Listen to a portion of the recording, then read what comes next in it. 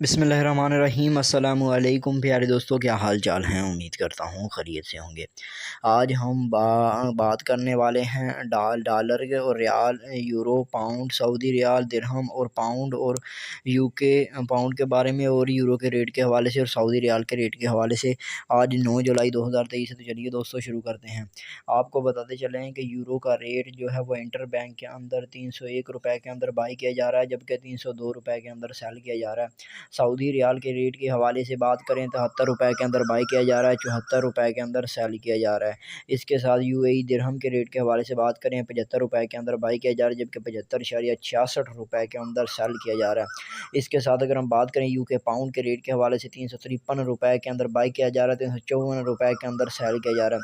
अगर हम बात करें 300 यूएस डॉलर के रेट के हवाले से, तो यूएस डॉलर जो है 277 रुपये के अंदर बाई किया जा रहा है, जबकि 278 रुपये के अंदर सेल किया जा रहा है। इसके साथ अगर हम बात करें गोल्ड के रेट के हवाले से, तो 2,07,100 रुपये के अंदर बाई किया जा रहा है, जबकि 2,05,500 के अंदर सेल किया जा रहा है। तो उम्मीद करता हूँ वीडियो पसंद आई होगी।